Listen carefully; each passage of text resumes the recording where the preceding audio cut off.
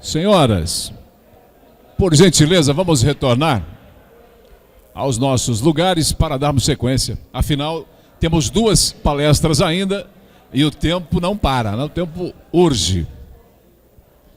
Mais uma vez aqui, em nome do presidente da UCAVER, vereador Jairo, obrigado. Em nome do nosso presidente da Câmara de Vereadores de Vilhena, doutor Júnior Donadon, muito obrigado. A presença dos senhores, em nome dos vereadores anfitriões aqui, né? O Jairo Peixoto, a Marta Moreira, a Maria José, muito obrigado. Professora Valdete, obrigado. Vereadores de Vilhena, a gente agradece mais uma vez a presença de todos os demais.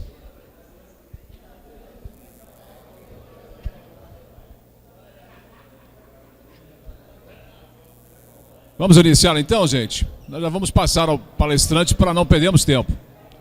Por favor.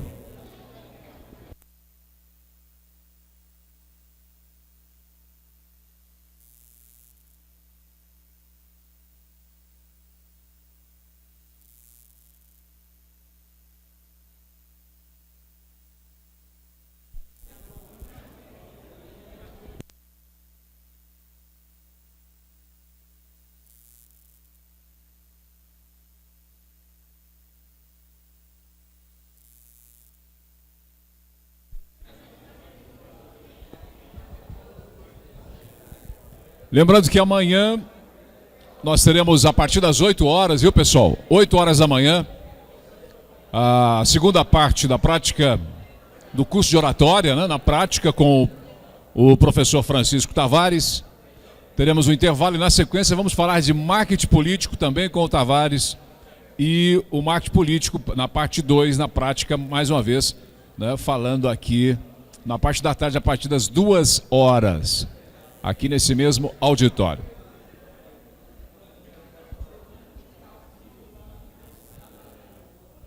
Vamos passar aí, o pessoal vem, né? Mas tem que alguém lá apanhar um pouco.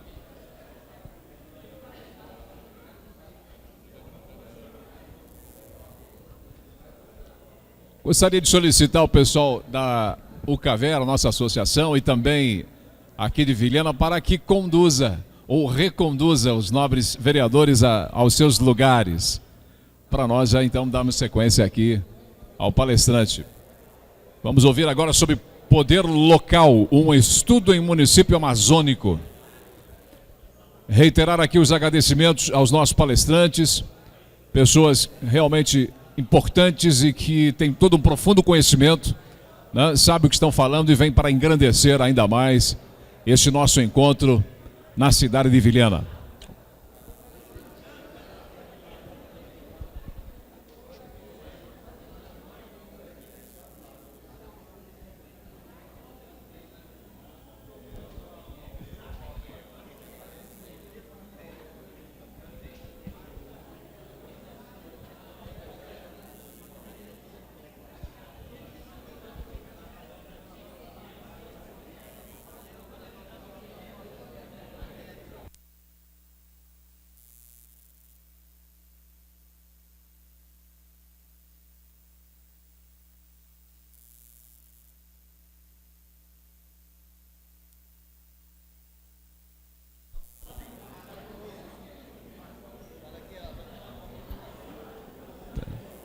Pessoal, vamos retornar então, por gentileza? Pessoal ali no lanche, por favor, gente, nós temos que dar sequência, por gentileza, voltar aqui as atenções ao microfone. Obrigado, pessoal do Coffee Break ali servindo, a nossa equipe, obrigado mesmo pelo carinho de vocês, pelo trabalho. Obrigado, vereadora Marta, tá ali. Vamos reiniciar, vereadora? Não, já não.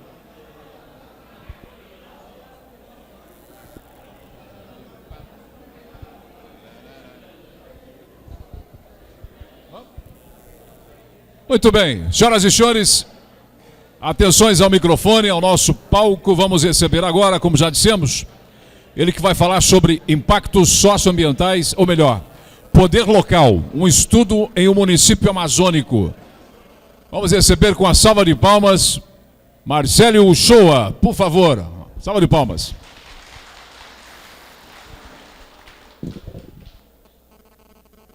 Boa tarde. Agradecer.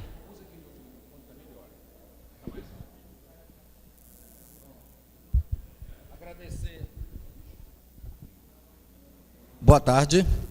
Agradecer no primeiro momento o presidente da UCAVÉ, de dar essa oportunidade para a universidade, consequentemente para os docentes da universidade, trazer essa discussão, sair do muro da academia e vir para os representantes públicos.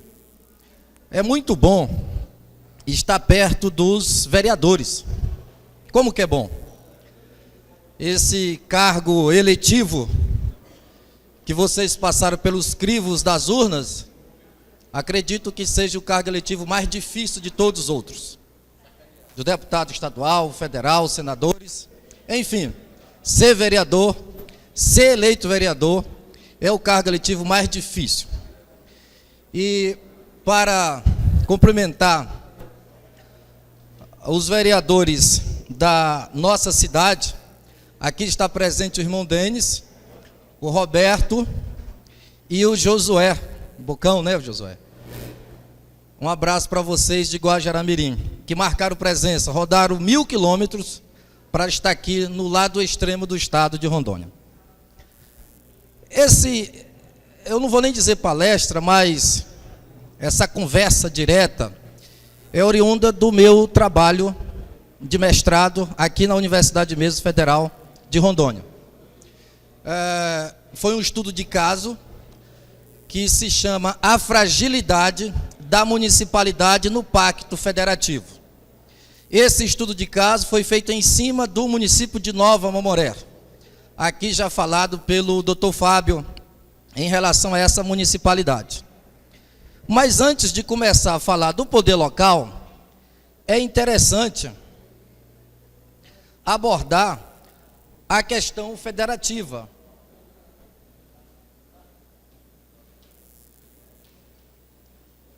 A questão federativa. No mundo, senhores, existe 192 países reconhecidos pela ONU.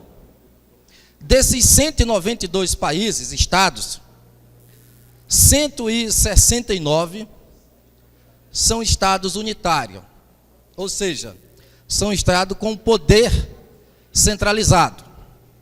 Desses 162, então significa que 192, sendo 169 estado unitário, significa que só sobraram 23 países, estados, que são estado federado.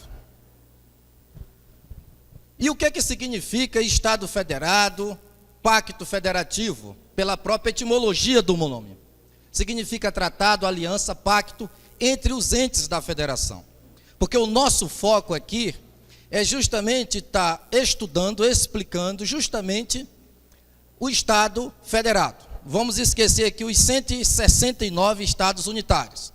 Vamos trabalhar em cima dos 23 hoje, dos 192. Qual foi a origem do Estado federado? Foi justamente na maior nação econômica do mundo, que é os Estados Unidos, que é o berço do federalismo no mundo, que através da independência das antigas colônias 13 inglesa, aqueles 13 estados resolveram propor uma nova forma de Estado, até então inédita no mundo. Eles proporam um Estado federado, se unindo essas 13 colônias a um Estado que pudesse ser descentralizado esse poder, justamente em repugnância ao absolutismo, ao Estado centralizador, ao Estado que representava a corrupção, ao Estado que não dividia poderes. Enfim, a partir de 1776, após a independência dessas 13 colônias, e logo após a Constituição norte-americana, em 1787, nasce o primeiro Estado federado no mundo. Essa nova proposta de forma de Estado visualizava o quê? Visualizava justamente a descentralização do poder. Visualizava justamente como que eu poderia, o Estado, o governo, estar mais próximo do povo, diretamente? E é claro, sem renunciar à liberdade, que era o norteador do norte-americano. Com isso, nasce esse Estado federado, que ainda hoje é a maior potência econômica do mundo. Como que se deu isso em território brasileiro? No Brasil,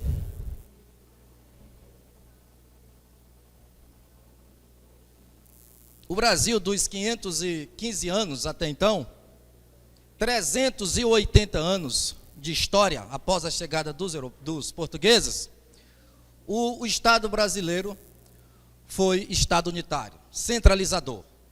Só a partir da segunda Constituição do Brasil, a primeira da República, que o Estado brasileiro passa a ser um Estado federado. Nesse momento, em 1891, o Estado brasileiro traz na sua segunda Constituição do Brasil essa nova forma de Estado, que dissolve, na verdade, as chamadas províncias, ao contrário, das colônias inglesas norte-americanas. O Brasil, em vez de agregar, desagregou para formar o Estado federado.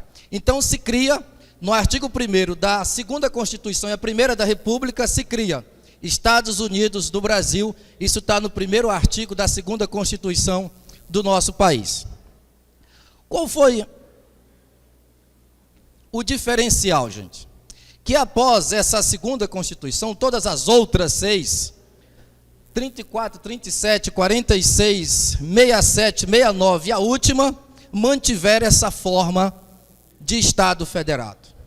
E essa última trouxe como causa pétrea essa forma de Estado, que não trouxe a forma de governo e nem um sistema de governo.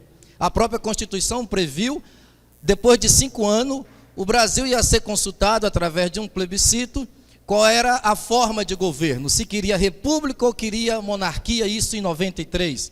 Da mesma forma como se discutiu sistema de governo, se queria presidencialismo ou parlamentarismo. Mas o Estado federado foi causa pétrea, artigo 60 da Constituição. Então, a partir de 1891, o Brasil tem essa nova forma de Estado, um Estado com descentralização de poderes. Qual a diferença? Qual a diferença, senhores, da nossa federação para a Federação Norte-Americana? Aqui está as 13, colônias, que se transformou aqui em 51 estados. E a nossa, aqui as províncias, que se transformou em 26 estados e um distrito federal. Qual o diferencial da Federação Norte-Americana para a Federação Brasileira? É justamente, como eu já falei, a nossa forma foi de segregação. O Brasil existia suas províncias e resolveu separar, segregar, para se criar aquela nova forma de Estado. Já a americana não. Os americanos resolveram se unir às 13 colônias. Vamos tornar as regiões fortes e criar um Estado forte. O Brasil foi o contrário. Muito bem. As consequências nós vamos ver lá para frente. Dentro desse modelo atual, essa forma de Estado brasileiro vigente, nós temos as chamadas inconsistências no Estado brasileiro. Essa consistência vem do âmbito jurídico e institucional hoje no Brasil. Quais são essas inconsistências na prática? São os conflitos federativos reinantes entre os entes da federação. Qual o cidadão comum que sabe as competências entre os 3 entes da federação, levando em consideração o ponto de vista da saúde pública, o ponto de vista da educação, de políticas de saneamento básico, enfim, qual é as funções de cada ente da federação. E vocês, que são culpados de tudo, os vereadores, tudo que dá errado, o primeiro que apanha são os vereadores de imediato. A culpa é dos vereadores. Muito bem. Como explicar que aquela atribuição não é uma atribuição da municipalidade, e sim do Estado ou do governo federal? Isso se chama as chamadas inconsistências jurídicas, que dá muito conflito no próprio Poder Judiciário. Isso chega no Poder Judiciário. E o próprio Poder Judiciário tem dificuldade. Se um cidadão quebrou a perna aqui no município de Vilhena, esse cidadão não foi assistido e esse acidente gerou trauma. Enfim, ele recorreu para o Estado, colocou o Estado na justiça. Agora, ele vai recorrer contra quem? O município? O Estado ou o governo federal? Isso é uma pergunta. Isso são as chamadas inconsistência jurídica e institucional. Dentro do campo do segmento político partidário. Isso daqui eu vou até pular, que é muito polêmico. O Pacto Federativo e as suas repartições de competência. No Brasil, existem as chamadas autonomias horizontais, aquela que não sofre subordinação e hierarquização entre os entes da federação. O município tem a chamada autonomia administrativa, legislativa e financeira. Essa nem tanto financeira, mas tem política, administrativa e legislativa, que não sofre subordinação entre os outros entes da federação. Agora, existem as chamadas competências verticais, as chamadas autonomias verticais. Aqui sim, sofre hierarquia, subordinação. Que o artigo 24 deixa bem claro isso da Constituição. Só, por exemplo, a União pode legislar sobre matéria de políticas eleitorais. Só a União pode legislar sobre política de trânsito. Enfim, isso é determinação de uma autonomia vertical entre os entes da federação. Atrelado ao Pacto Federativo, vem aqui o menor ente da federação, que a gente denomina de poder local. O que é o poder local? Qual é a concepção que a gente tem historicamente e financeiramente do chamado poder local? Por que que historicamente a gente não valoriza, estou falando dentro da história, uma hierarquia de baixo para cima e funciona uma hierarquia de cima para baixo? Por que que lá no município de Porto Velho, eu fiz essa pergunta, a Verusca estava lá, eu perguntei para o público, tinha em torno de uns 70 alunos, 150 alunos, né, da Uni, Porto Velho. Vocês sabem me dizer quem foi?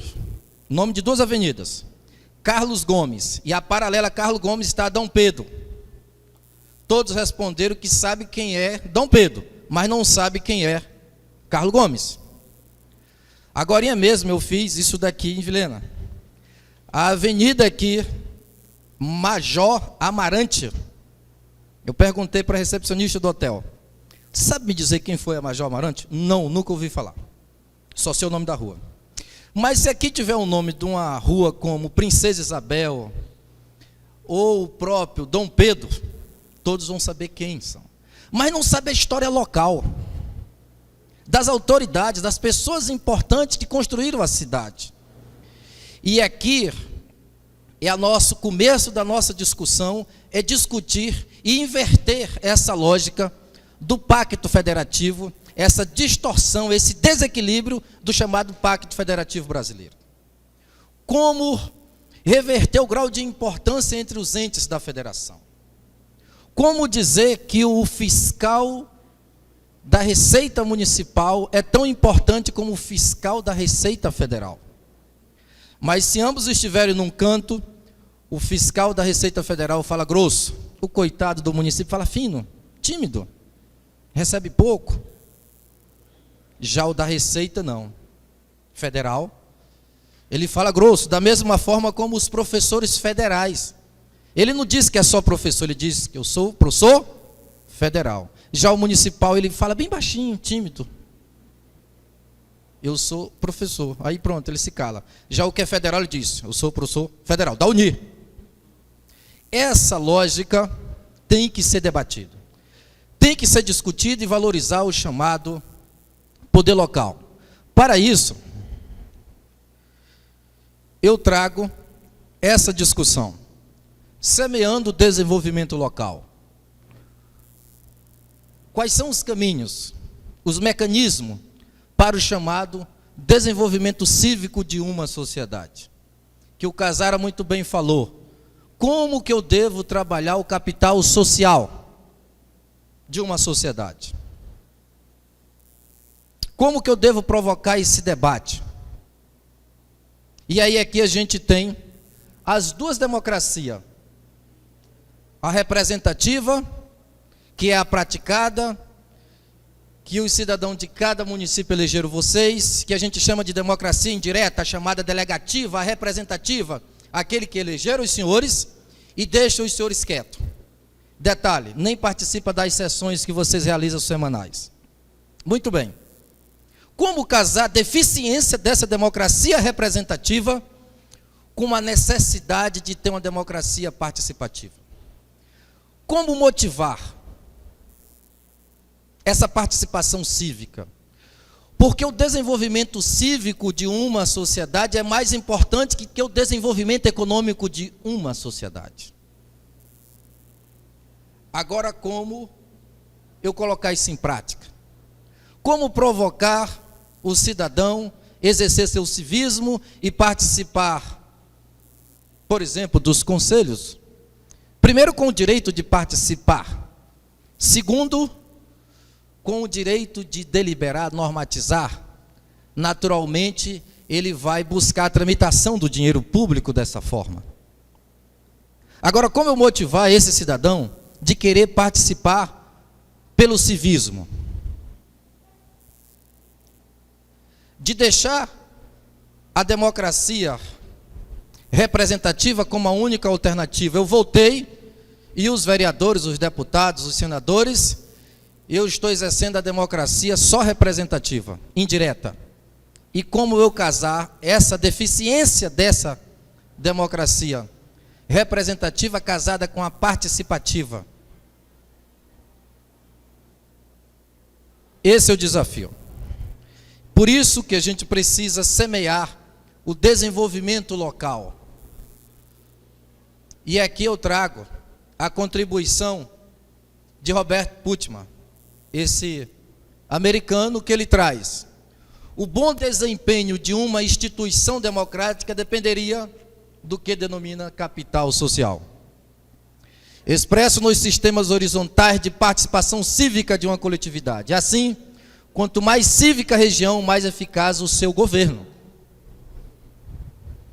Da mesma forma, eu trago a contribuição também de George Sartori, quando ele afirma que a democracia representativa, o poder exercido sem a participação legítima do povo, é uma arma contra o povo, contra ele mesmo. Muito bem. O exercício do poder se faz por delegação, representação. E sem essa delegação, se essa delegação não é controlada e vigiada por quem delega o eleitor, o povo, o poder é exercido sobre o povo e não pelo povo, torna-se, como referimos, autocracia em vez de democracia. A representação sem a vigilância e sem o controle por parte do cidadão é o calcanhar de Aquiles da democracia. Isso quem está falando é George Sartori, quando ele semeia o desenvolvimento local. Teórico italiano. Assim como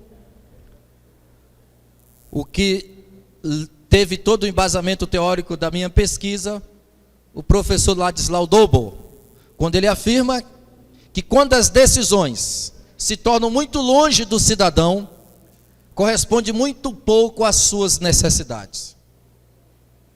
Toda centralização de informação gera centralização de renda.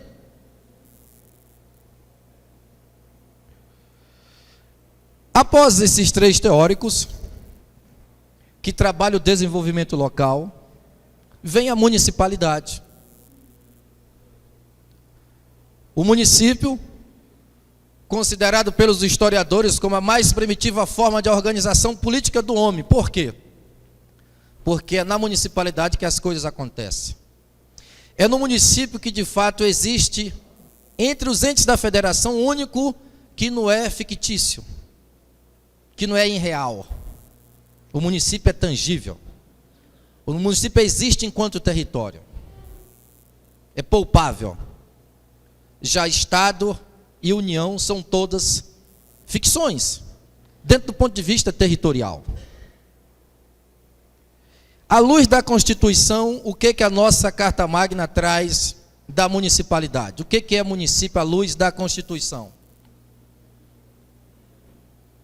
Pessoa jurídica de direito público interno e, como tal, dotada de capacidade civil plena para exercer direitos e contrair obrigações em seu próprio nome, respondendo por todos os atos de seus agentes. Tudo isso da nossa Constituição. E aqui traz no seu primeiro artigo, como no 8º, o que é o município perante a nossa Constituição. Como o Paraguaçu já me deu ali um sinal que eu tenho que falar mais rápido, eu vou pular, tá? Dentro das autonomias dos municípios no Brasil, quando eu trabalho, quais são essas autonomias? É que é o ponto central da nossa pesquisa. Hoje, todos os entes federados são autônomos, o único soberano é a União, e a gente tem a chamada autonomia administrativa, o gestor municipal, o executivo municipal, também da mesma forma tem a sua autonomia política, assim como os senhores têm essa autonomia dentro da municipalidade, dentro do chamado assuntos de interesse local. Quem tem essa soberania, essa autonomia são os senhores, vereadores, parlamentares. Agora, o nosso grande questionamento está aqui. A chamada autonomia financeira. E aqui eu trago alguns dados, que todas essas chamadas autonomia, ela foi prevista na Constituição, no entanto, ela na prática não existe de fato, a chamada autonomia financeira.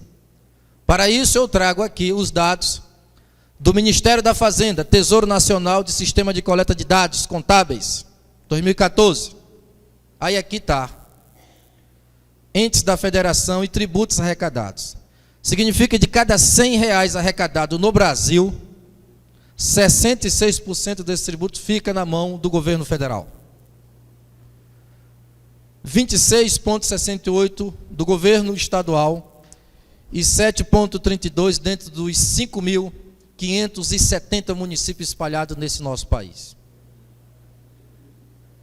Após as transferências constitucionais e legais, ameniza só um pouco essa chamada distribuição dos tributos para os entes da federação.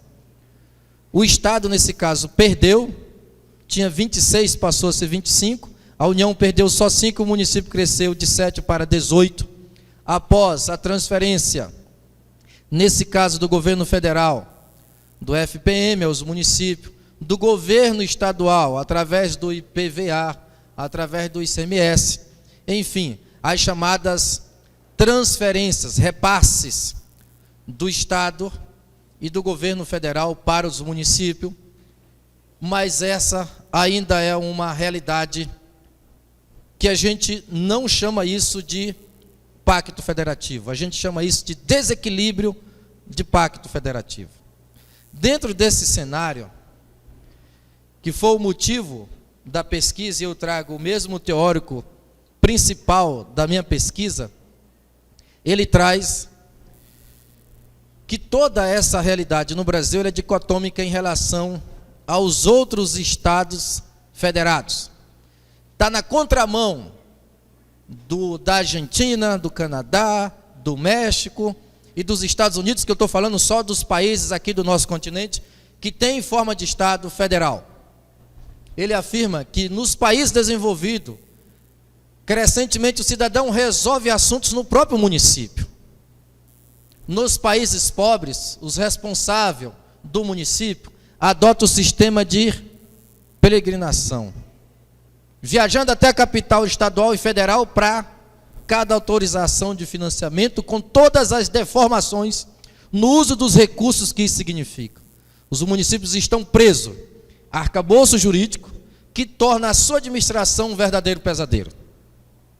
Dentro desse cenário, isso é um teórico, e eu poderia citar Luiz Magalhães Quadro, outros teóricos com a mesma linha de raciocínio. Esse cenário traz mais um agravante do nosso pacto federativo. As políticas públicas, que bem falada pelo Casara, que ele traz a necessidade de o estado de Rondônia ter políticas diferenciadas conforme as duas mesorregiões. Eu não tenho como ter a mesma política pública para Porto Velho, Guajará, e Nova Mamoré e São Francisco, Costa Marques e São Miguel, porque eu tenho um modelo de desenvolvimento. Já a BR-364, a chamada Leste Rondoniense, é outro modelo de desenvolvimento, é outro paradigma. Então o professor está martelando e dizendo que a gente tem que ter política pública diferenciada. Agora, como nós podemos ter políticas públicas diferenciadas dentro dessa proposta? Os municípios brasileiros possuem inúmeras diferenças em relação à extensão geográfica, diversidade cultural, linguística, demográfica, índice de desenvolvimento humano, economia, produtividade. E a Constituição nivelou todos os municípios por igual e estabeleceu o mesmo poder de intervenção para todos. Então, hoje no Brasil, praticamente a mesma política pública que eu tenho para Vilhena, vai ser a mesma para Parecis e a mesma para Belo Horizonte ou São Paulo. Dentro desse cenário, dentro dessa diversidade, eu fiz esse quadro comparativo como uma proposta de tentar dividir as políticas públicas por 4 faixas populacional. Então eu pego todos os municípios até 50 mil habitantes, que concentra simplesmente 89% dos municípios desse país, que detém uma população de 33,55%. Ou seja, a maior concentração populacional está aqui, 33 de todas as outras 4. E eu estou falando de 89% dos municípios brasileiros. Trazendo essa realidade para o estado de Rondônia, não foge muito a mesma realidade nacional. No estado de Rondônia, 86% dos municípios estão até 50 mil habitantes. Aqui, só tem 4 municípios, inclusive Vilhena, que tem 89, que está entre 50 a 100 mil, junto com Rolim, Jaru e Cacoal, e só tem 3, que é Ji-Paraná, Porto Velho e Ariquemes, que está nessa terceira faixa populacional, já que o nosso estado não tem nenhum município acima de 500 mil habitantes. Como que eu posso estabelecer as mesmas regras, as mesmas portarias para município com essa diversidade gigante? Então a minha pesquisa foi justamente a fragilidade da municipalidade no poder local. Diante desse cenário, Magalhães afirma que toda e qualquer atuação do Legislativo e do Executivo Federal da União que tenda a centralizar competências, centralizar recursos, centralizar poderes, uniformizar ou padronizar entendimento direcionado aos estados membros ou município, é conduta inconstitucional e deve ser combatida, além de não ser de observância obrigatória para estados e municípios, pois inconstitucional. Quem está falando isso é Magalhães, doutor em Direito Constitucional, que tem 3 livros que falam sobre pacto federativo no Brasil. Diante desse cenário, Eu trago o grande teórico da minha ciência, geografia, que ele já trazia há quantos anos atrás? Em 2000, assim como em 87, no livro O Espaço do Cidadão, que ele já citava essa questão da federação brasileira, quando ele diz: o desejável seria, a partir de uma visão de conjunto, houvesse redistribuição de poderes e de recursos. Assim como ele também afirma que é por esse prisma que deveria ser visto a questão da federação, da governabilidade da nação, na medida em que o governo da nação se sensibilizasse com os desígnios das forças externas, levantando-se problemas cruciais para estados e municípios. E aqui, senhores, para finalizar, eu trago o chamado estudo de caso, que foi a minha pesquisa, ela teve como fonte documental e bibliográfica.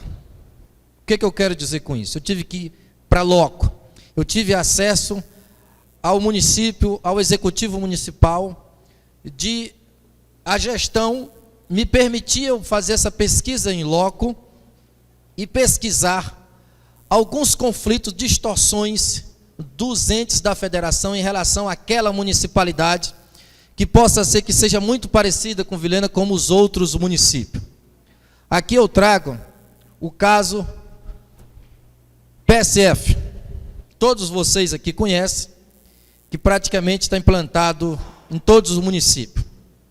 Para ser bem breve, esse programa fantástico, criado pelo governo federal já em 94, traz uma equipe mínima de profissionais para a execução desse programa. Um médico, um enfermeiro, um técnico de enfermagem e tantos agentes comunitários de saúde. Muito bem. Esses técnicos, todos esses técnicos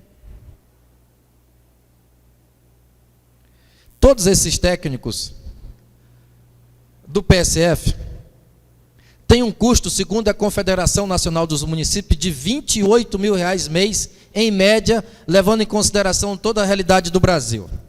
Médico que recebe mais ou menos conforme a região. A média publicada pela Confederação Nacional dos Municípios, a CNM, diz que gastam R$28 mil por cada programa desse de saúde. O governo federal contribui com 9.650. O governo do estado de Rondônia, tem até o número do processo, com 1.500. Então, de 28, o primo rico contribui com menos de 10 mil. O estado com 1.600. O restante tudo fica para a municipalidade. Dá em torno de quase R$17 mil. Agora, qual é a lógica entre os três entes da federação? Isso foi pesquisa em loco, estudo de caso. Através de documento, entrevistando o secretário de saúde, gestores municipais, e peguei tudo como fonte documental, portarias e etc. Lá tem 4, teria necessidade para mais. No entanto, tem uma questão de índice de folha, que depois eu entro nesse mérito. Ou seja, o governo municipal, que é o mais pobre, gasta mais de uma política pública de um governo federal. Segundo caso, os projetos de assentamento do INCRA detectado nesse município. Existem 11 assentamentos. O primeiro, que é o PIC, de 70, e os outros 10, todos, de 2000 a 2002. Fantástico esses assentamentos. Diminuiu os chamados latifúndio. O que predomina no município de Nova Memória são os minifúndios. 80% das propriedades rurais hoje lá estão na mão de pessoas que têm abaixo de 200 hectares. Significa que existe como predomínio o minifúndio nesse município. Como o Casara já falou, é o segundo maior rebanho do estado de Rondônia, perdendo só para Porto Velho, que Porto Velho não é uma cidade, é quase um estado. Muito bem. Agora, após esses assentamentos desses 11, aonde que fica a necessidade? Quem vai arcar com a necessidade de abrir estrada para esses assentamentos, de levar saúde, de levar educação, de levar infraestrutura para esses assentados? Também fui no INCRA, pegar todo o projeto de cada um desses 11, para levar em consideração quais são as políticas públicas de assistência a esses assentados. No fim, é a municipalidade que teve que arcar, direta e indiretamente, com todo um projeto de uma política pública do governo federal de assentamento, o INCRA, para aquela municipalidade. Eu não estou entrando no mérito de ser bom ou ruim, eu estou entrando no mérito das obrigações entre os entes federados que sobrou para a municipalidade. Terceiro caso, doações de áreas públicas para entes federados e outras instituições. Pesquisei que todas as escolas do Estado, todas, do Estado, do SESC que está implantado em Nova Amoré, essas áreas foram doadas pela municipalidade. Assim como a área da CAERD, a área da SEDAM, o local para a implantação da nova comarca em Nova Amoré, o Ministério Público e o novo fórum em Nova Amoré, foi doado pelo município. O INSS, o Correio e o antigo Beron, que hoje é o Banco do Brasil também, eu peguei logo todos os documentos, que o município só tem 27 anos, foi fácil pesquisar, só 27 anos de história. Todos esses órgãos foi o município que doou através de documento. O prefeito mandava para a Câmara, os vereadores à pronta entrega aprovam. Logo, pensando no benefício desses órgãos ser implantados na sua cidade. Eu não estou entrando no mérito da importância desses órgãos, eu estou entrando no mérito de o primo pobre ter que dar área para o Estado, por exemplo. Por que tem que dar para o poder judiciário do Estado de Rondônia? Para o Ministério Público? Qual é a lógica entre os entes da federação? Levando em consideração, não vou entrar agora nesse primeiro momento, a lei de responsabilidade fiscal, a 101. Eu estou levando em consideração que quando o município tem uma obrigação institucional, ele não tem como pedir para a União ou para o governo de Estado uma doação de terras. Quarto caso, pedidos de ajuda dos entes federados e instituições privadas. Encontrei mais de 150 ofícios formais da Polícia Federal, do IBAMA, da FUNAI, da UNIR, do governo do Estado, pedir do combustível, a cedência de funcionário, como zelador na delegacia, no prédio da SEDAM, agente administrativo. Qual é a lógica entre os entes da federação de ter esse pedido para o mais pobre e que fica com o menor bolo da repartição de todos os tributos arrecadados? E por último, também foi implantado a chamada Universidade Aberta do Brasil no município. E dentro dessa pesquisa em loco foi detectado que só foi possível esse polo da UAB ser implantado naquele município, porque o município disponibilizou de sala, de funcionário, alterou até seu organograma de cargos comissionados para colocar dentro do cargo comissionado coordenador da UAB. Olha, criar um cargo de uma coordenação de uma universidade que é federal. E uma coisa curiosa também, que eu acho que deve existir nos municípios de vocês, é que tem um cargo dentro do organograma de diretor da Junta Comercial Militar. Junta Comercial não, Serviço Militar. Do Exército Brasileiro, pago pelo município, e eu estou falando do Ministério da Defesa, que tem só o 4º maior orçamento do Brasil. Só perdendo para Previdência, Saúde e Educação. O 4º maior orçamento. Esse ministério pede para o município, dentro do próprio organograma de cargos comissionados, tem diretor da Junta de Serviço Militar, o município arcando com o serviço do governo federal, que tem o 4º maior orçamento. Muito bem. Eu acho que isso não existe nos municípios de vocês. Talvez só foi nesse município que eu pesquisei. Lá talvez não existam. Nos de vocês. Eu quero trazer aqui uma reflexão para encerrar. E deixar as palavras com os senhores. Reflexão federativa.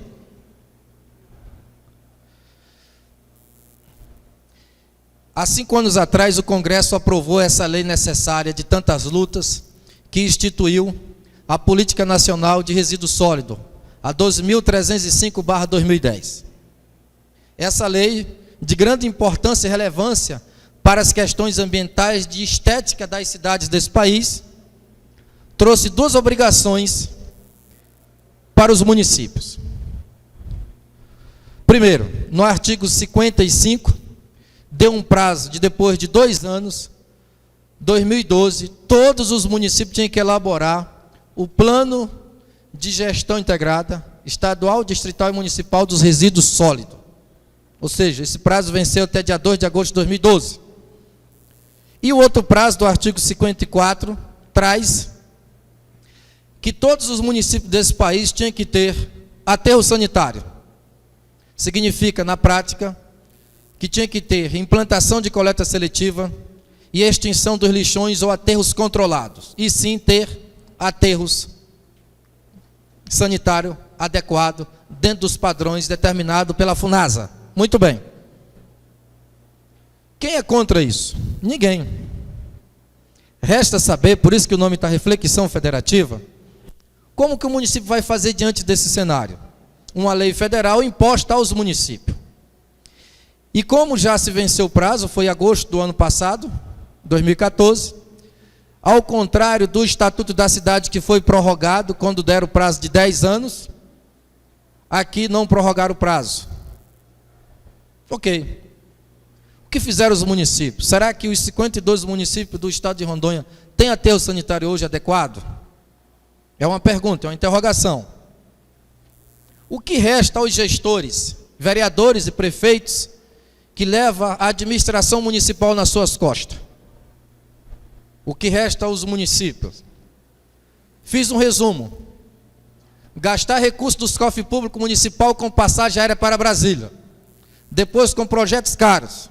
Em seguida, correr atrás de um parlamentar. Pedir uma emenda. Quando consegue essa emenda, o projeto é enviado para o Ministério das Cidades ou FUNASA.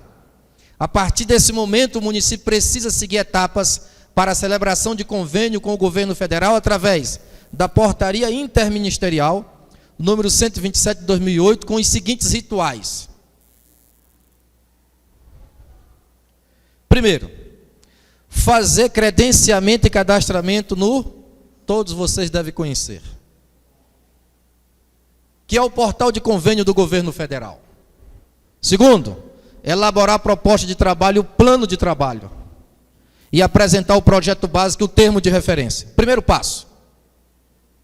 Agora, após isso tudo está nessa portaria do governo federal que nivela. Isso é regra tanto para o município de Parecis, Cacaulândia, que tem 5.000, 6.000 habitantes, para qualquer outro município do Brasil. Após essas etapas, o município deve comprovar o atendimento das seguintes condições estabelecidas pelo governo federal através do envio destes. De quê? O que é que o município tem que fazer? Relatório de execução orçamentária, relatório de gestão fiscal, limites de gasto com o pessoal, tem que comprovar, regularidade na gestão fiscal, adimplência com a União, adimplência com os outros convênios, limites constitucionais de aplicação em saúde e educação, a apresentação de suas contas à Secretaria do Tesouro Nacional, limites de dívida pública, contrapartida compatível com a capacidade financeira do conveniente, comprovar a inexistência de pendências peculiares junto ao cadastro informativo de crédito não quitado do setor público federal, o famoso CADIM, regularidade junto ao INSS ou FGTS e apresentar licença ambiental. Após isso, o município tem que fazer ainda o quê, gente? Após a celebração do convênio, o município deve apresentar os seguintes documentos. comprovante de inscrição no Cadastro Nacional de Pessoa Jurídica, ou cadastro do órgão emitido ou dirigido, certidão negativa de débito proveniente do INSS, certidão negativa de débitos e tributos e contribuições federais fornecida pela Receita Federal. Tudo isso são certidões. Certidão narrativa quanto à dívida ativa da União fornecida pela Procuradoria-Geral da Fazenda Nacional, certidão de regularidade previdenciária, cópia autenticada do termo de posse do dirigente do órgão ou ato de nomeação ou designação, quando for o caso, nesse caso, o do prefeito, a apresentação dos balanços contábeis dos últimos anos da Lei de Diretriz Orçamentária, demonstrando a instituição, previsão e efetiva arrecadação dos impostos de sua competência constitucional. Não acabou. Cópia do orçamento para o exercício corrente para fins de comprovar o ato da assinatura do instrumento de transferência, que existe previsão de contrapartida na lei orçamentária do Estado, distrito ou município, acompanhado demonstrativo de crédito disponível detalhado atualizado. Comprovante da abertura de conta específica para cada convênio, para receber os recursos, contendo o número da conta e agência, Banco do Brasil, Caixa Econômica ou outros oficiais, nesta ordem de prioridade. Certidão original de inteiro teor fornecido pelo cartório de registro de imóvel ou da ocupação regular do imóvel. Tudo isso eu não estou inventando, está na Portaria Interministerial 127/2008. Isso tudo para a municipalidade fazer e acontecer e o dinheiro chegar. Depois de tudo isso apresentado, o município deve seguir rituais nas execuções fiscais e financeiras do convênio e finalmente fazer a prestação de conta. Caso o município deixe de apresentar apenas um dos documentos acima citados, o recurso do convênio não sai. O município fica com irregularidade listada no Cadastro Único de Convênio, CAUC, da Secretaria de Tesouro Nacional. Consequentemente, os municípios inscritos no cadastro, no CAUC, ficam impedidos de receber transferências voluntárias da União, que seria através das emendas. E quando isso está assim, e o vereador que é de oposição, ele chama o prefeito de quê? De incompetente. E é mesmo, né, gente?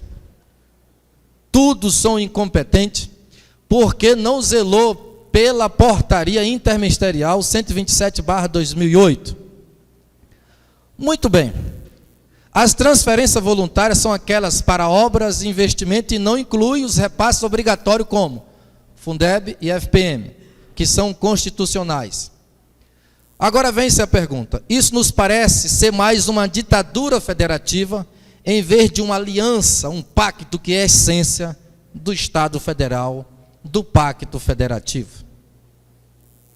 Mais uma reflexão, vem essa questão das emendas parlamentares. No Brasil, são recursos oriundos dos convênios através das emendas, com seus altos índices de corrupção, geralmente com imposição no governo municipal. O que significa uma emenda em tese? Um remendo, o nome já diz. A emenda só existe porque determinada necessidade pública não foi prevista no orçamento da União, ou do Estado, ou do município. Como o cobertor é curto, fica alguma coisa de lá de fora. Aí os parlamentares querem emendar, através de uma emenda. O que isso significa para a municipalidade? Como funciona essa relação de transferência de recursos entre a União e o governo municipal? O papel principal, a responsabilidade institucional do senador, do deputado federal ou estadual não é gastar, mas fiscalizar o governo e aprovar o orçamento. Isso significa o quê? Uma dilapidação em dose dupla da função parlamentar. Ele quer executar, ele quer gastar, ele quer negociar a sua emenda, e ele chega com imposição para o vereador que vai lá em Brasília no gabinete e diz: eu mando para o seu município essa emenda. Só que a gente tem que conversar, a gente tem que estabelecer aliança. Tu é do meu partido, não é? Você tem compromisso?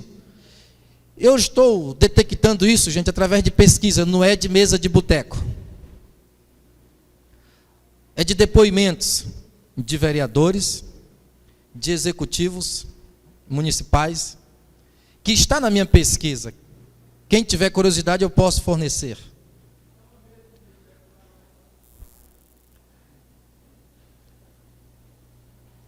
Considerações finais.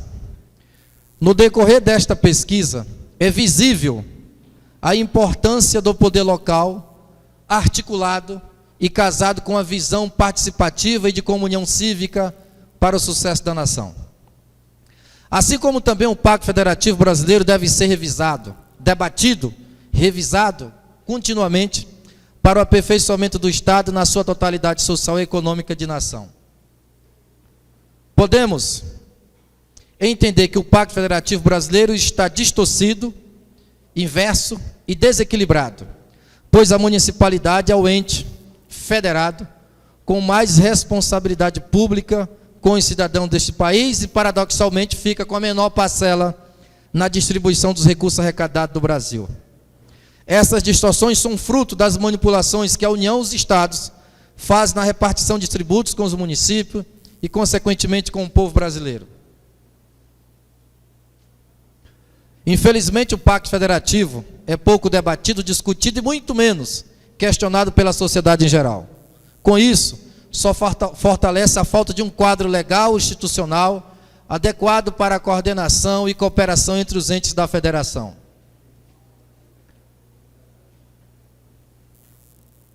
Por fim, o grande desafio não está somente na análise da problemática, mas na forma como na forma contínua de pensar o Pacto Federativo no Brasil. Até quando? Até porque todos os brasileiros moram em uma avenida ou rua e convivem com vizinhos, amigos em um município. Isso é o mundo real, tangível. O irreal, a ficção, está na União e nos Estados. A defesa dos municípios é a garantia do desenvolvimento político, econômico e social no Brasil. E aqui eu me encerro, já mais uma vez agradecendo o nosso presidente da UCAVÉ, Jairo Belletti, pelo convite e de ter propiciado esse espaço, esse estreitamento da academia com os gestores públicos, com os representantes legítimos dos municípios desse estado, e muito obrigado.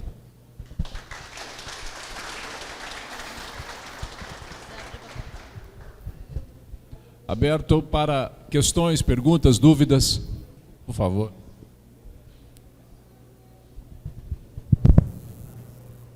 Boa tarde a todos. Boa tarde, doutor Marcelo e os vereadores presentes. O discurso do senhor aí, do doutor, é muito parecido com o discurso do prefeito do meu município. Na verdade, eu não sou um vereador de situação. Eu cobro firme, através de audiências públicas e de outras situações na tribuna, requerimentos, indicações, pedidos de providência.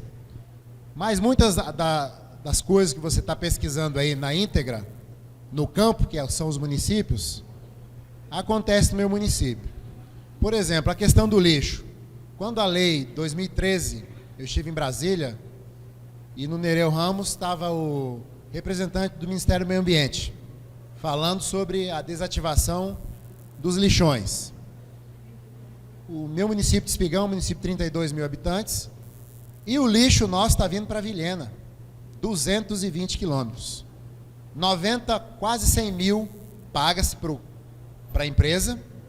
Eu e o vereador Genésio estivemos aqui visitando na época.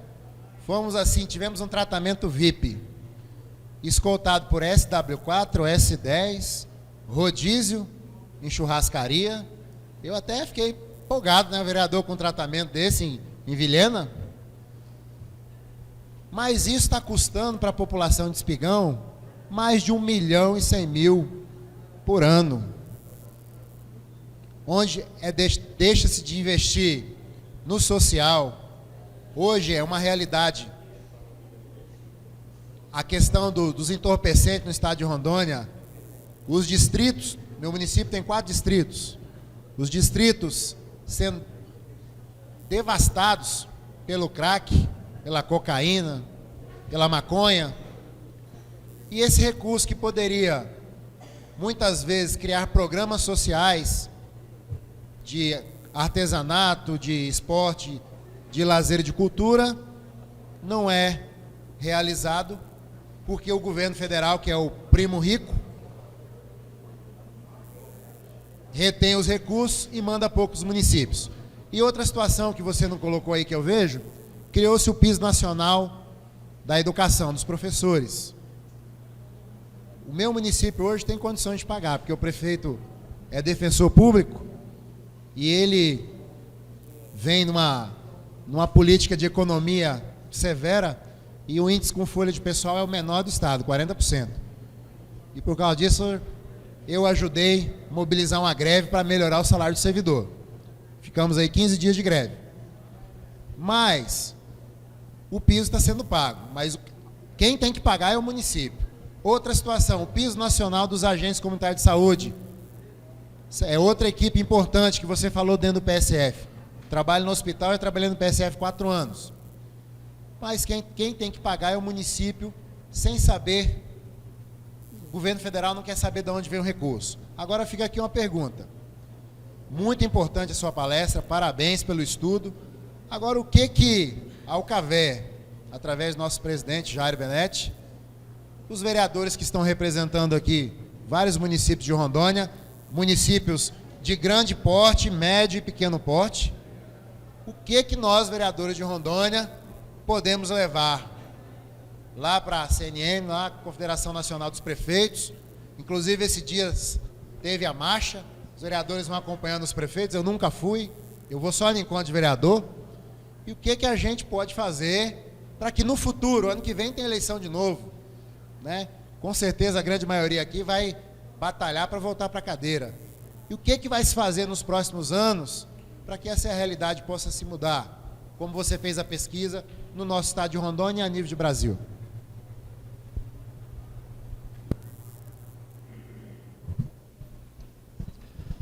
Então, como você já citou, já existe o encontro anual das marchas dos prefeitos, que poderia dizer marcha dos municípios, que naturalmente ia incluir os dois poderes constituídos, Câmara e Prefeitura. Esse ano completa a 18 marcha, 18ª. Começou em 98, tive a oportunidade de ir em 6, como técnico e curioso, e pesquisador também, em algum momento. Justamente para ir para esse embate da questão federativa. E a confederação já teve vários avanços, mas está muito longe do ideal de federação.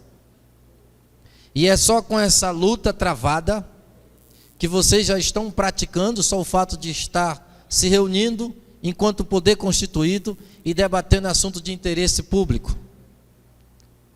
Agora, voltado especificamente sobre a questão da 12.305, que estabeleceu a Política Nacional de Resíduos Sólidos, e só quis fazer uma amostragem, que eu poderia pegar outra lei, eu poderia pegar a 11.445, que fala de saneamento básico, que é mais grave ainda, que está dentro dessa outra lei. A 12.305, ela está dentro da 11.445, que estabeleceu a Política Nacional de Saneamento Básico no Brasil, em 2007, 3 anos atrás. Isso levando em consideração 2010. Eu só citei a dificuldade da municipalidade de cumprir com uma lei, com a determinação legal, imposta aos munícipes, aos gestores.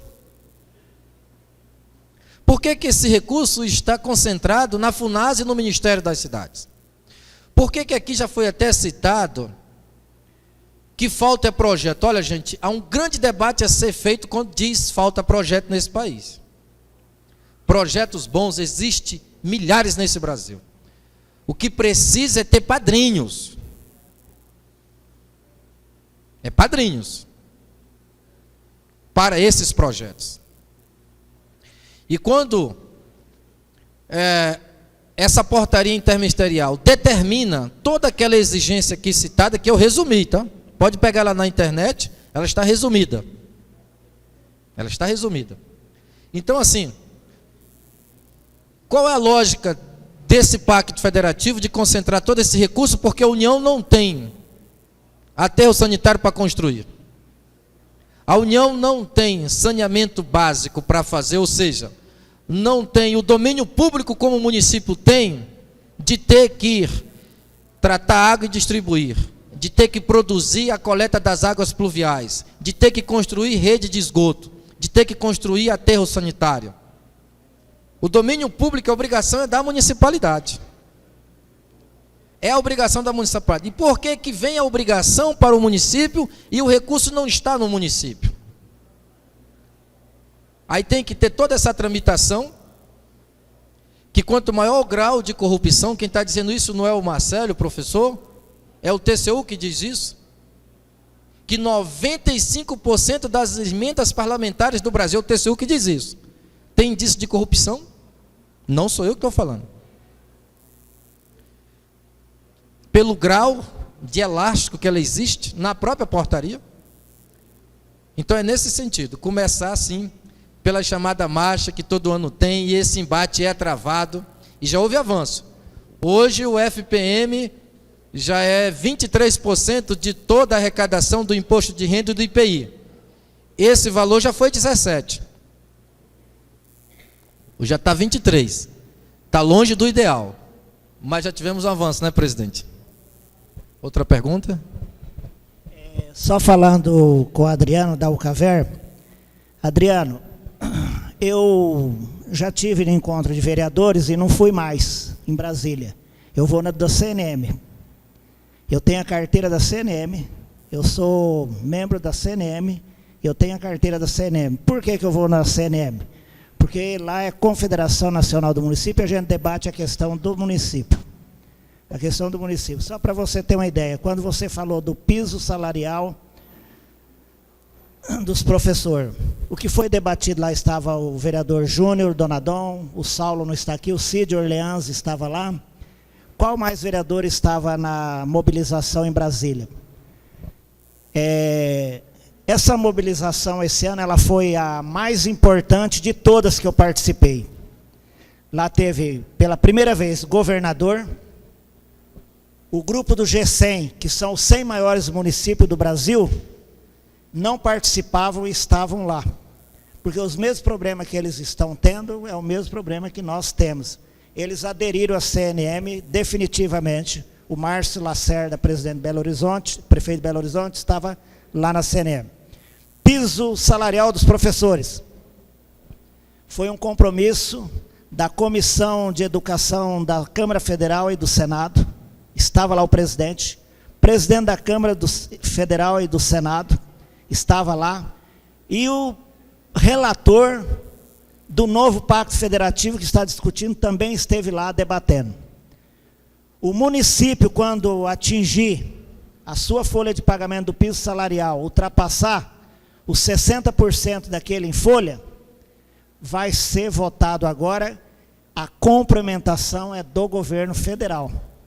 Vai ser votado lá e foi um compromisso assumido, compromisso do governo federal.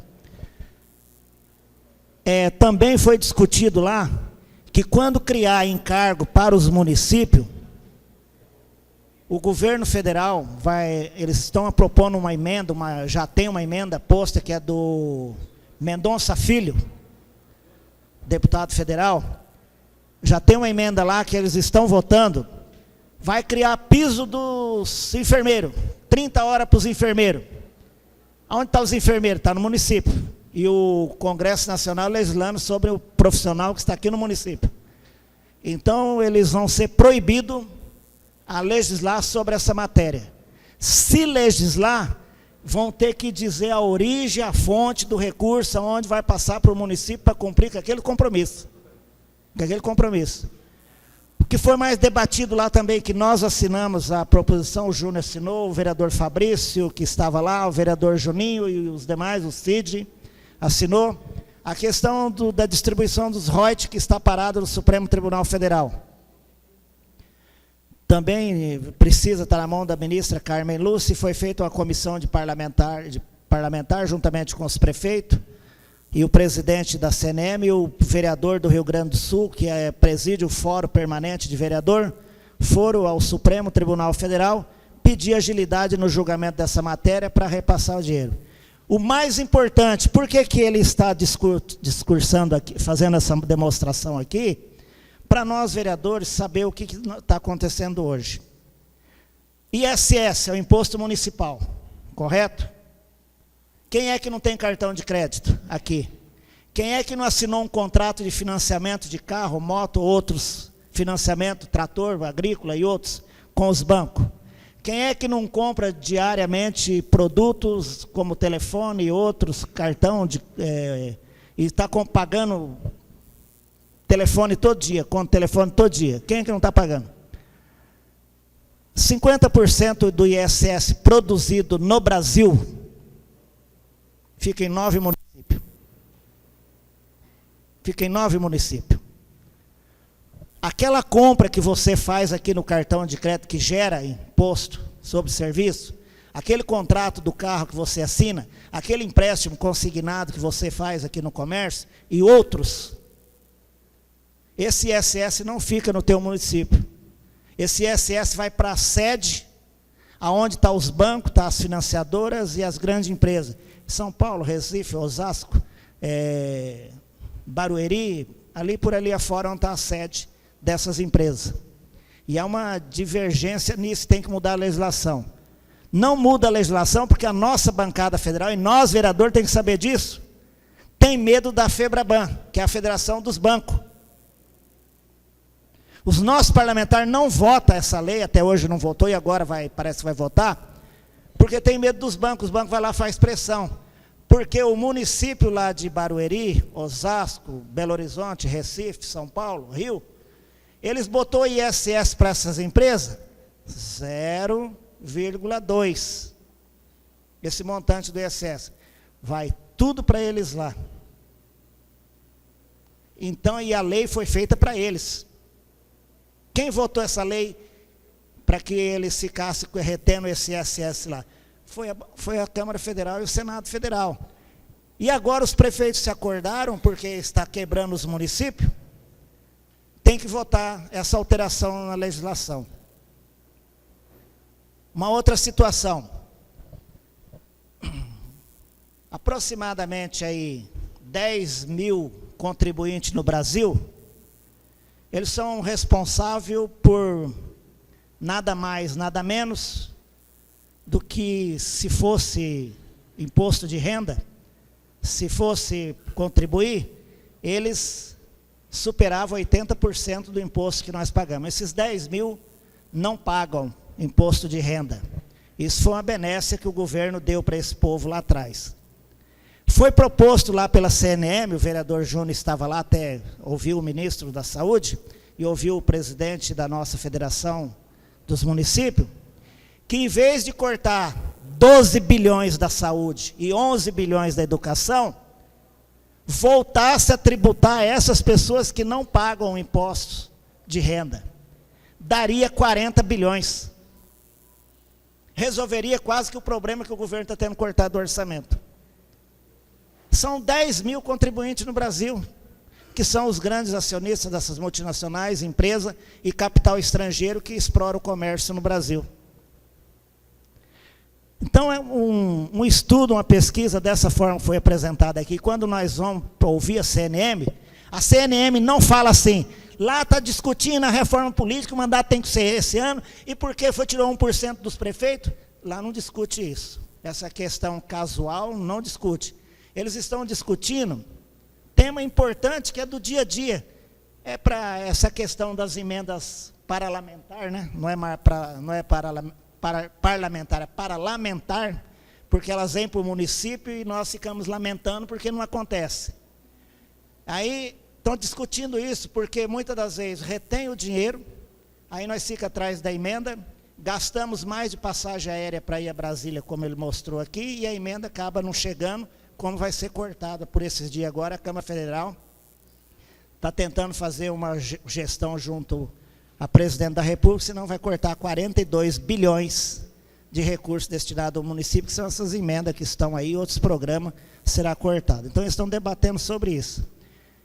E quem está lá hoje, vereador Cid, vereador Júnior, testemunha disso, que está lá falando hoje? Não é o vereador, não é o prefeito. A CNM hoje, os prefeitos se fortaleceram e se uniram. Quem está lá? Tem assessoria hoje, trouxeram assessoria para dentro da CNM, do Banco Central, que era do Banco Central, do Ministério do Planejamento, do Banco do Brasil, da Caixa Econômica, tirou gente da Getúlio Vargas, tirou gente das bolsas de valores, são os assessores lá para assessorar os prefeitos, e nós estamos descobrindo que nós estamos sendo roubados e nós não sabíamos. E agora está sendo mostrado, pondo as claras. Então, lá não é encontro, marcha dos prefeitos, lá é marcha dos municípios, a CNM é a Confederação dos Municípios. É bom os vereadores ir lá. Vou falar uma coisa para vocês, eu já estou participando de aproximadamente umas 8 marchas, já participei. Vou dizer para vocês, cada vez que venho de lá, eu venho orgulhoso da minha viagem, porque eu aprendi mais para chegar para o meu povo, poder debater e poder discutir a altura. Hoje, parlamentar ou assessor de parlamentar, não me enrola mais. Mais alguma contribuição ou algum questionamento? Nós gostaríamos de solicitar aos questionamentos que digam o nome e o município para todos, né, conhecerem. Boa tarde a todos. Vereador Jarley Batista, Alto Floresta. Parabenizar, Jair, pelo encontro. E, Marcelino, eu só quero reforçar o seu debate. Dizer que, além dessa lista do Amado Batista, que é a SICONV, que você colocou, nós temos hoje um órgão muito ruim no Brasil, que é a FUNASA, principalmente no estado de Rondônia. Né? Exemplo disso, vereador presidente Edmar, do município, está aqui comigo. O promotor entrou com a liminar e o juiz do nosso município acabou de acatar e suspendeu todos os pagamentos dos contribuintes do SAAI, Jairo. E o SAAI é uma autarquia, né? E tem funcionários. E ele simplesmente ele mantém a energia e a folha, e mais nada. E nós estamos com, eu falo assim por conhecimento prático, porque nós estamos com recurso na FUNASA, nós tínhamos recurso na FUNASA de 500 mil, que praticamente não dá para fazer nada, né, desde o mandato retrasado. Foi 4 anos do ex-prefeito, do prefeito Vantuil, que está no mandato, mais 4 anos do Vantuil, mais 4 do ex-prefeito Daniel Dena, e agora voltou novamente o Vantuil, está indo para 4 anos, quer dizer, para 12 anos, 500 mil, e eles não conseguem liberar o recurso. E aí nós estamos agora com 10 milhões e meio, também na FUNASA. Aí você imagina, 500 não saiu, você imagina 10 milhões e meio. E o promotor, o juiz acaba de apresentar a liminar, acatou a liminar do promotor, o juiz suspendeu todos os pagamentos do contribuinte do SAAI de Alta Floresta, e aí você fica assim a mercê. Além de todas essas situações que você colocou, que hoje é muito difícil ser prefeito, né? Você acabou aqui de esclarecer para quem quer ser prefeito, eu acho que, né, é um pé na cadeia hoje. Eu acho que o Júnior vai refletir bem, que é um candidato forte aqui de Vilhena, parabenizar o Júnior Donador, né? Mas você colocou que hoje a maior dificuldade de ser prefeito hoje. Ninguém quer ser prefeito. Além de tudo isso, ainda tem, né, na cola dos prefeitos, entendeu? O Ministério Público não deixa ninguém trabalhar mais. Então, parabenizar pela palestra, né? Quem quer ser prefeito, reflita. É tudo isso aqui, mais o promotor no seu gabinete todo dia, e mais uma FUNASA que não funciona, e mais alguns parlamentares que não cumprem, né? Tem alguns que cumprem. Coloca a emenda e realmente são sérios e cumprem. E mais o Tribunal de Contas agora, né? Então, continua no parlamento. E vamos fortalecer o parlamento, o legislativo, que é o nome. Muito obrigado e parabéns aí pelo documento. Muito bem. Ele quer falar. Tem mais uma? Ok. Pessoal, vamos ser sucinto, porque temos mais uma palestra ainda e o tempo está correndo. Muito boa tarde a todos e a todas. Eu sou o vereador Sérgio Seixabe, lá de Rolim de Moura. Parabenizar todos os palestrantes, mas eu fiquei atento a todas as palestras, mas uma que me chamou a atenção foi quando você disse sobre as juntas militares dos municípios. quando você pesquisou, você não citou a cidade até para não expor. Mas acho que junta militar não são todos os municípios que tem do estado de Rondônia, porque até mesmo não é negócio para prefeito nenhum, nem para a Câmara de Vereador.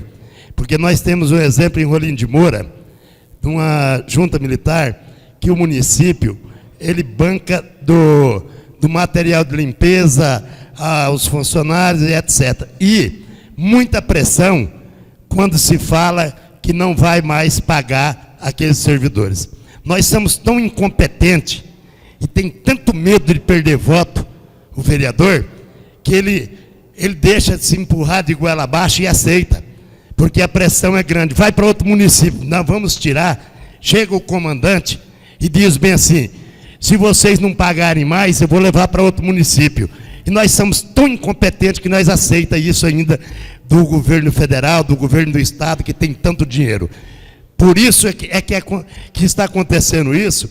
E eu, esses dias atrás, num debate, eu disse: leve para o município que precisa, vai lá ver se o prefeito aceitou. E assim, hoje nós estamos criando um debate sobre essa situação da Junta Militar do município de Rolim de Moura. Quando se fala da questão que estava falando aqui, me fugiu da memória agora, sobre a arrecadação dos municípios. Olha, tudo o que acontece no município, nós vereadores, temos que chamar a responsabilidade simplesmente para nós não estamos fazendo nossa parte. Hoje quem está fazendo é o Ministério Público. Por que o Ministério Público vive dentro das câmaras hoje, de vereador? Na minha câmara mesmo lá, quase toda semana está por ali no meu gabinete fiscalizando, porque nós não estamos fazendo a nossa parte. A hora que nós endurecer, ir para frente e falar: eu exijo que me respeite e fazer dentro da lei, porque eu sou vereador. Nós não fazemos isso. E então o Ministério Público vem à frente fazer. Quando nós deixamos de fazer, o Ministério Público pula para dentro do poder. É isso que acontece. Hoje, quem é o município aqui hoje, qual é o vereador que não recebe reclamação todo dia que o seu IPTU está caro? Quem é? Qual é o vereador? O cara paga lá R$100 de IPTU, ele vem reclamar na sua casa que o vereador está levando o dinheiro, porque o IPTU é caro, R$100. Agora ele paga, por isso que eu disse que nós somos omissos, tem hora. Ele paga R$500 de uma moto velha, de imposto, por ano. Ele paga R$500. E para pagar o IPTU, que ele tem tudo ali, tem o médico, tem tudo. E para onde vai esse dinheiro que ele paga o IPTU? Ele vem em benfeitoria de volta para ele. E o dinheiro que ele paga, R$500 do imposto de uma moto, vai para onde? Então é isso que nós precisamos. Cada vez se unir mais para que fazemos esse enfrentamento. Muito obrigado.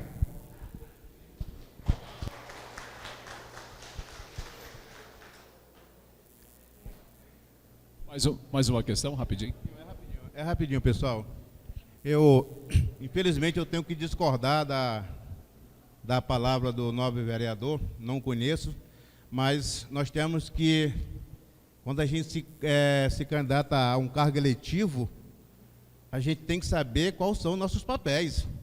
E o nosso, já diz vereador, vereança, legislar, fiscalizar, criar leis. Enquanto nós estamos preocupados com outras situações, a gente não está fazendo nosso papel, que é fiscalizar o executivo. Então, isso é muito importante. Eu espero que esse encontro e outros encontros que virão esclareça mais o que é o papel do legislador. A gente não pode prometer asfalto, prometer fazer colégio, pagar IPTU e ver IPTU de casa. Não, isso é coisa do executivo. Executar, fazer. Nós estamos legislar. Então, às vezes, nós estamos pulando as barreiras. Né? Cabo Anjos. Desculpa, não me apresentei, desculpa. Eu sou o Cabo Anjos, vereador de Porto Velho, do PDT, brisolista. Educação é a que leva o nosso país. Então, às vezes, nós temos muito bem, que nós, quando pedir um voto do eleitor, nós temos que saber o que nós vamos fazer se eleito for. A gente não pode enganar o eleitor. E em relação ao senhor, eu vou dizer para o senhor disse que 95% das emendas, elas são corrompidas. TCU que informa esse dado. Isso, não, é certo, eu concordo com o senhor. Eu coloco até mais. Mas a corrupção, ela vem desde Dom Pedro, vem desde quando trouxeram aqueles portugueses para cá, que enganaram os índios, que enganaram aqueles povos que estavam aqui, enganaram os coitados dos pretos, fizeram os pretos de escravo. Então, nosso país, para os nossos filhos e os nossos netos, os nossos bisnetos, ver um país bom, talvez a gente não consiga ver isso. Mas nós estamos dando os primeiros passos agora. Entendeu? Até nós vereadores, às vezes, corrompem também, sem querer. Sabe como? Quando o cidadão, o presidente de um bairro vai lá, pedir alguma coisa, assim, olha, eu sou candidato para o ano que vem, você já está dizendo para ele. Isso o senador faz para o deputado federal, o deputado federal faz para o deputado estadual, o deputado estadual faz para nós vereadores. Infelizmente, isso acontece. Isso acontece em qualquer município, em qualquer estado e no Brasil, todo isso acontece. O que nós temos que dizer é não. É só isso. Muito obrigado.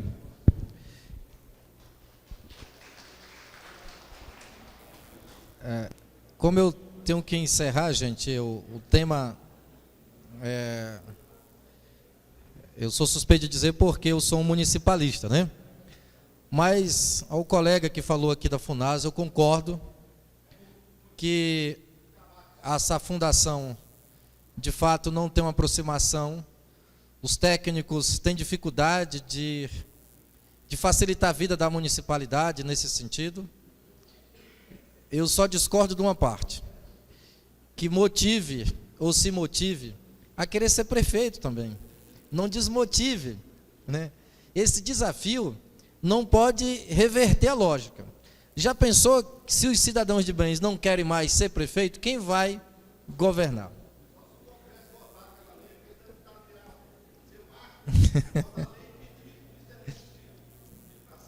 Tá. Para finalizar, que o Paraguaçu já está querendo arrumar uma confusão comigo, vale ressaltar, gente, que a minha pesquisa só foi para detectar o desequilíbrio entre os entes da federação, ou seja, no pacto federativo. Vale ressaltar que a minha tese, que eu estou indo para o doutorado agora, já o próximo mês, PUC São Paulo, eu vou justamente pesquisar o que, senhores? As consequências do desequilíbrio do pacto federativo para os municípios da Amazônia abaixo de 50 mil habitantes. E aqui eu quero deixar só um aperitivo para encerrar. Entre os municípios, esses 7 do estado de Rondônia, coincidência ou não, são os 7 que têm os melhores IDH. Então eu já estou dando um indicativo das consequências desse desequilíbrio para os municípios abaixo de 50 mil habitantes. E no Brasil, dos 5.570, os 50 melhores IDH, não tem nenhum município da Amazônia brasileira, e muito menos abaixo de 50 mil habitantes. Isso só são dados, falta eu pesquisar. De antemão, já agradeço mais uma vez o convite, a paciência dos senhores de estar aqui nos ouvindo, e muito obrigado. Uma salva de palmas, Marcelo Uchoa, da Universidade Federal de Rondônia. Sem mais delongas, vamos agora ouvir, falando sobre os impactos socioambientais contemporâneos em Rondônia, uma salva de palmas ao nosso palestrante, Dr. Carlos Alberto Paraguaçu Chaves, da UNIR, Rondônia.